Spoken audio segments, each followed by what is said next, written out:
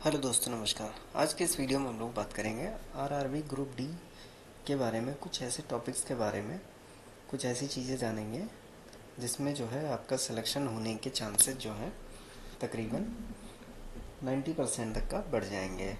तो आज का जो मेरा टॉपिक है आरआरबी ग्रुप डी 2026 की जो वैकेंसी है उसमें एस्पिरेंट्स, कुछ एस्पिरेंट्स हैं जो गलतियां करते हैं, जो कॉमन गलतियां हैं जिस पर ध्यान नहीं दिया जाता है, जिसकी वजह से सिलेक्शन में दिक्कत आती है।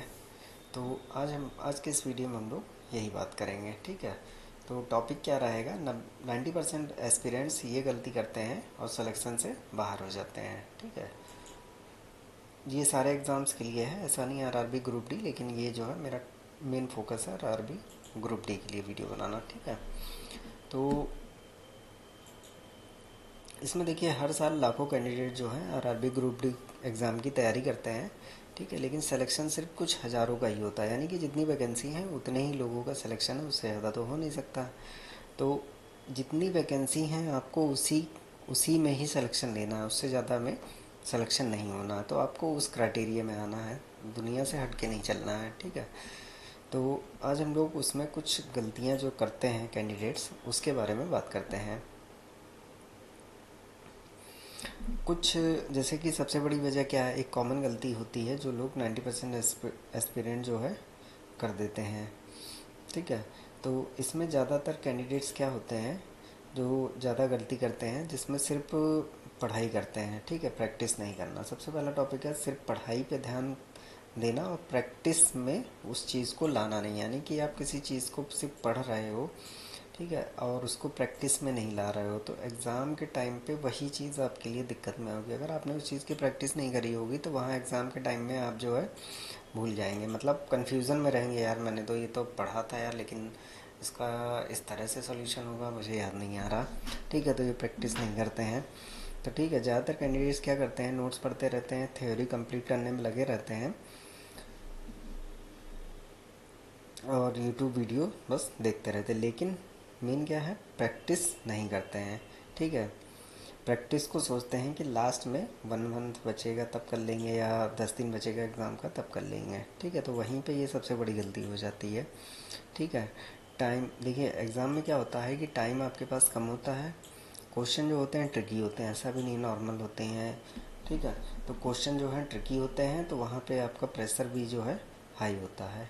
तो अगर आपने वहाँ पे प्रैक्टिस कर रखी होगी पहले से ही हर चीज़ की, तो आपको वहाँ पे ट्रिकी क्वेश्चन भी आएगा, उसको भी सॉल्यूशन करने में कोई दिक्कत नहीं आएगी, ठीक है। आप इजीली उस क्वेश्चन को जो है सॉल्व कर लेंगे, ठीक है। और क्या होता है कि जैसे कि कभी कभी क्या होता है कि जैसे कि प्रीवियस ईयर्स के जो पेपर्स होते हैं वो हमारे लिए बहुत, एक एग्ज़ाम को क्वालिफाई करने में जो है बहुत अच्छा रोल निभाते हैं।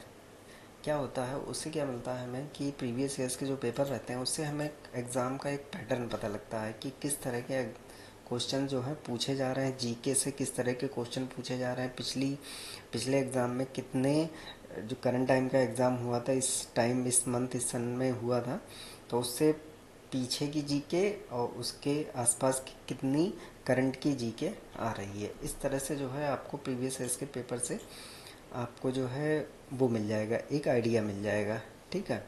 तो क्या है, तो इसमें दूसरा टॉपिक भी वही है, प्रीवियस ईयर्स के पेपर्स को इग्नोर करना, ठीक है। बहुत से स्टूडेंट्स सोचते हैं पुराने पेपर का अब क्या काम है, कोई काम नहीं है, पुराने पेपर से कोई मतलब नहीं है, उससे कोई वो नहीं, ठीक है। यही सबसे बड़ी गलती हो जाती है कि आप पुराने पेपर्स को एकदम इग्नोर कर देते हैं कि वहाँ से कुछ बेकार है, उसको पढ़ना बेवकूफ़ी है, लेकिन ऐसा नहीं है। पुराना पेपर जो है आपको एक जो है गाइड करेगा आपको, ठीक है, गाइडेंस देगा। तो इसलिए पुराने पेपर्स अगर पॉसिबल हो तो आप पुराने पेपर्स से भी जो है प्रैक्टिस करें, पुराने पेपर्स जो है आपके लिए काफ़ी सोल्यूशन साबित होंगे, ठीक है। क्या होता है पुराने पेपर्स में, पुराने पेपर्स रीड करने से कॉन्सेप्ट वही रहते हैं, मैथ्स और रीजनिंग का पैटर्न सेम रहता है, ठीक है, मैथ्स और रीजनिंग का पैटर्न सेम रहता है। साइंस और जीके में सिमिलर एरियाज से सवाल आते हैं, ठीक है। तो ये आपको देखिए 3-4 चीज़ें जो टॉपिक से क्वेश्चन जैसे आने हैं, ठीक है, कॉन्सेप्ट वही रहेगा, मैथ और रीजनिंग के पैटर्न जो है सेम रहते हैं, ठीक है, क्वेश्चन के आपको आइडिया मिल जाएंगे। साइंस और जीके में सिमिलर एरिया, ठीक है। साइंस और जीके का देखा जाए क्राइटेरिया बहुत बड़ा, बहुत ही ब्रीफ है। तो अगर आप प्रीवियस ईयर्स का पेपर देखेंगे तो उसमें ये समझ में आ जाएगा आपको साइंस और जीके में किस सेक्शन से किस जगह से पेपर आ रहे हैं आपको, ठीक है। तो ये चीज़ जो है प्रीवियस ईयर्स का पेपर जो है आपको ये हेल्प करेगा, ठीक है। तो वहीं पे यहाँ पे लिखा है जो aspirants previous years paper solve नहीं करता वो एग्ज़ाम का रियल पैटर्न कभी समझ ही नहीं पाता है, ठीक है। तो वहाँ एग्ज़ाम में जाके वो कहता है यार इतना पढ़ा था, इतनी तैयारी करी थी, लेकिन सिलेक्शन नहीं हुआ। तो एक रीज़न ये भी निकल के आता है। और क्या होता है कि जैसे एग्ज़ाम में हम लोग क्या करते हैं, हर सब्जेक्ट को बराबर टाइम देना, ठीक है। जैसे कि क्या होता है, मैथ सबसे ज़्यादा टाइम लेती है, ठीक है। मैथ सबसे ज़्यादा टाइम लेती है, रीजनिंग स्कोरिंग होती है, साइंस फैक्चुअल होती है, ठीक है। फिर भी 90% एस्पिरेंट्स क्या करते हैं, सबसे सब सब्जेक्ट्स को सेम टाइम देते हैं, जबकि ऐसा नहीं करना। हमें क्या करना है कि जैसे कि जीके और साइंस है, पढ़ा एक बार, आ रहा है टिक करा, नहीं तो छोड़ दिया उसको, नेक्स्ट क्वेश्चन पे आ गए, ठीक है। तो इस तरह से आपका टाइम बचेगा। वहीं अगर जो टाइम बचता है आप मैथ्स और रीजनिंग पे दे सकते हैं। क्या होता है, रीजनिंग थोड़ा टाइम मैथ से ज़्यादा लेगा, मैथ में कैलकुलेशन रहता है, तो मैथ जो है, मैथ के लिए टाइम आपको बचाना है, ठीक है। तो मैथ के लिए थोड़ा टाइम आपको करना है, जिसमें आप टाइम का जो कवर करेंगे जो है, आप अपने जीके और करंट अफेयर्स वाले सेक्शन से टाइम को बचाकर चलेंगे मैथ के लिए, ठीक है। ऐसा नहीं है कि पता चले कि 15 मिनट उसको देना, 15 मिनट उसको, इस तरह से करेंगे तो नहीं हो पाएगा। क्वेश्चन पढ़िए, आ रहा है जीके में, आ रहा तो आ रहा, नहीं आ रहा तो नहीं आ रहा, ठीक है। मैथ में क्या है, मैथ में आप प्रैक्टिस करे होंगे तो आपको क्वेश्चन जो है सॉल्व करने के आइडियाज़ मिलेंगे, तो वहाँ थोड़ा टाइम ज़्यादा देना पड़ेगा मैथ के लिए आपको। तो वही चीज़ लिखा है, फिर भी 90% एक्सपीरियंस सब सब्जेक्ट्स को सेम टाइम देते हैं, अपनी वीक एरिया को अवॉइड कर देते हैं। और सबका वीक एरिया मैक्सिमम कैंडिडेट्स का वही होता है, मैथ और रीजनिंग। मैथ और रीजनिंग सेक्शन में जो है सारे कैंडिडेट्स जो हैं सेम टाइम, पता चले मैथ, ये भी नहीं करना है कि पूरा टाइम मैथ को ही दे दिया तो इधर रीजनिंग छूटेगा, ठीक है। रीजनिंग छूटेगा, फिर साइंस और साइंस वाले सेक्शन में जब जाएंगे तो साइंस वाले सेक्शन में भी आपको आता हुआ क्वेश्चन जल्दीबाजी में गलत करेंगे। तो इसीलिए क्या करना है आपको, टाइम को मैनेजमेंट करके चलना है, ठीक है। तो जिस तरह से आप अगर टाइम को मैनेजमेंट करके चलेंगे तो आपके सारे क्वेश्चन जो हैं सही होने के काफ़ी हद तक का। और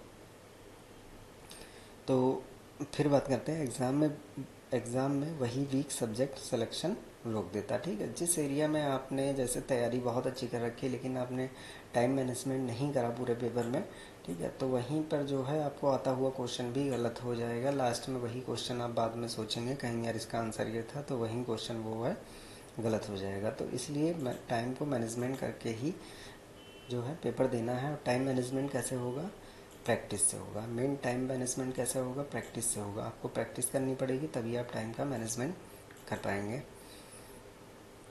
जो 10% एस्पिरेंट सही करते हैं और सेलेक्ट होते हैं, ठीक है। 90% तो गलती कर जाते हैं, लेकिन 10% में देखिए क्या है, सेलेक्टेड कैंडिडेट्स ये 5 चीज़ें फॉलो करते हैं। प्रीवियस इसके पेपर को सबसे को बेस बनाते हैं, ठीक है। रोज़ थोड़ी प्रैक्टिस पर डेली प्रैक्टिस, रोज़ थोड़ी प्रैक्टिस और पर डे डेली प्रैक्टिस। गलतियों का एनालिसिस लिखकर करते हैं, वीक टॉपिक से भागते नहीं, उन पे काम करते हैं, ठीक है। जो आपका वीक टॉपिक है, जैसे अगर आपको मैथ में थोड़ा दिक्कत आ रहा है या जीके में दिक्कत आ रहा है, तो जो टॉपिक आपका वीक रहा है उस पर ज़्यादा फोकस करिए जब आपके पास टाइम हो, ठीक है। और फिर क्या है, लास्ट 30 दिन सिर्फ रिवीजन मॉक पे फोकस करते हैं, ठीक है। जो 10% सक्सेस है वो लास्ट के जो 1 मंथ बचता है पेपर का, ठीक है। एग्ज़ाम सिटी लगभग हर एग्ज़ाम की अब लगभग 20 से 25 दिन पहले आ जाती है, तो इससे एक आइडिया हो जाता है कि पेपर 1 महीना पहले हमारा एक पेपर है। तो इससे जो है आप वहीं से आप जो जितनी भी आपने तैयारी करी है वहीं से आप रिवीजन और मॉक टेस्ट पे फोकस करना शुरू कर दीजिए, आपका सिलेक्शन 100% है। फिर लास्ट 30 दिन के अंदर गोल्डन रूल क्या फॉलो करने हैं आपको, ठीक है। अगर एग्ज़ाम पास आ रहा है तो न्यू बुक कोई नहीं लेनी है, न्यू नोट्स भी कोई नहीं लेने हैं आपको, सिर्फ प्रीवियस ईयर्स के पेपर्स पे फोकस करिए, मॉक टेस्ट दीजिए और एरर नोटबुक पे फोकस करिए, ठीक है। एरर मतलब जो जो गलतियाँ हो रही हैं उसका नोटबुक में नोट करते रहिए और फिर उस पर थोड़ा इम्प्रूवमेंट लाइए। ये रूल फॉलो करेंगे तो आपका खुद स्कोर जो है ऑटोमेटिक ही इम्प्रूव होगा और आपका सिलेक्शन जो है बढ़ जाएगा। तो एक चीज़ और है कि और बताना चाहे फाइनल जो है फाइनल बात कहना चाहेंगे कि आरआरबी ग्रुप डी का जो एग्ज़ाम होता है इतना हार्ड लेवल का नहीं होता है, कंफ्यूजिंग होता है बस, ठीक है। इतना हार्ड लेवल एग्ज़ाम नहीं है, बस आप टाइम मैनेजमेंट और प्रैक्टिस अगर आपने करी होगी तो एग्ज़ाम आसानी से जो है आप निकाल लेंगे, ठीक है। और जो एस्पिरेंट कन्फ्यूज़न क्लियर कर लेता है सिलेक्शन उसका हो जाता है, ठीक है। तो पूरे वीडियो का जो है कंक्लूज़न क्या करता है, अगर आप भी आरआरबी ग्रुप डी 2026 के एस्पिरेंट्स हैं तो आज ही अपनी प्रिपरेशन के लिए तैयार करें, ठीक है।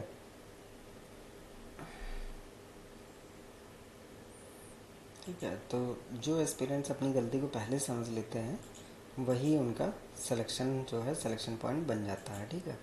तो आरआरबी ग्रुप डी का प्रीवियस ईयर्स का पेपर भी जो है हमारी वेबसाइट से डाउनलोड कर सकते हैं। साथ ही इसमें नीचे लिंक दी गई है हमारी वेबसाइट governmentjobtracker.com पे, ठीक है। RRB group D previous years का पेपर भी देख सकते हैं और साथ में आरआरबी ग्रुप डी की इन हैंड सैलरी कितनी मिलेगी ये देख सकते हैं। प्रीवियस ईयर्स की कट ऑफ भी देख सकते हैं कि प्रीवियस ईयर की कट ऑफ है, ये भी आपकी मदद करेगी एवरेज मार्किंग में कि आपको तैयारी कैसी है, ठीक है। आरआरबी ग्रुप डी का ऑनलाइन फॉर्म की चल ही रहा है, कैसे भरा जाएगा ये पहले वीडियो हम बना चुके हैं, ठीक है।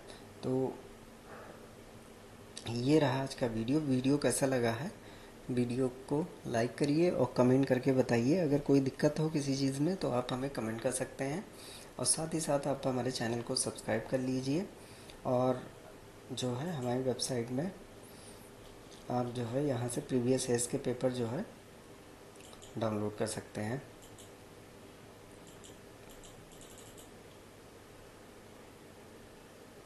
यहाँ से, ठीक है। आरआरबी ग्रुप डी का प्रीवियस ईयर्स का पेपर भी मिल जाएगा आपको हमारी वेबसाइट से भी, ठीक है। तो आप पुराना ईयर का पेपर डाउनलोड करके जो है उस पर एनालिसिस कर सकते हैं और अपने प्रैक्टिस में ला सकते हैं, एग्ज़ाम पैटर्न को समझ सकते हैं। साथ ही साथ हमारा व्हाट्सएप चैनल को ज्वाइन कर लीजिए जिससे जो भी अपडेट रहता है मिल जाएगा। टेलीग्राम चैनल को ज्वाइन कर लीजिए और यूट्यूब चैनल को भी ज्वाइन कर लीजिए, ठीक है। सब्सक्राइब कर लीजिए और वीडियो को लाइक करिए, अगर अच्छा लगा हो तो चैनल को सब्सक्राइब कर दीजिए। आज के लिए बस धन्यवाद, मिलते हैं नेक्स्ट वीडियो में।